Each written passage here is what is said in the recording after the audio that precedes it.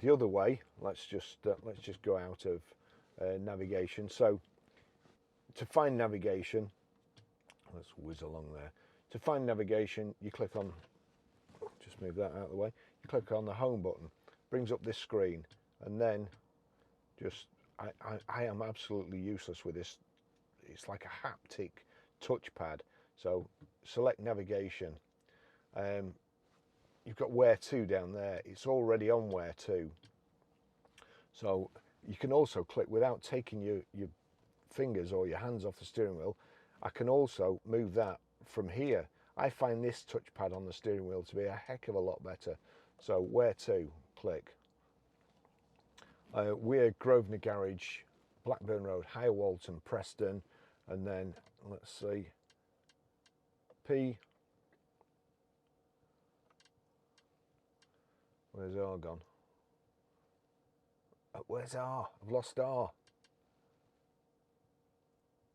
Do you know? Oh, it's up there. R. Now we need to go to numbers. Numbers are down at the bottom here, so across to numbers, select numbers, and then back up. PR5. 4. Will it default back to letters? No, it won't.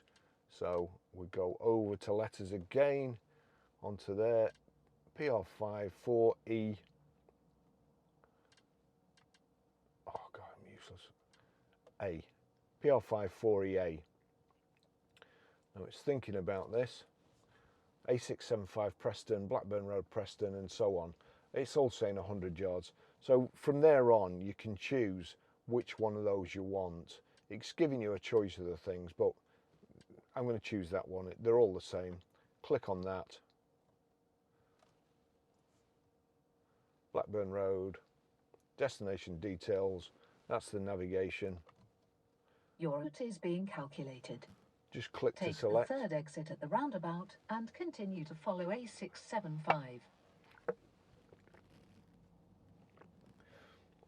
That's it.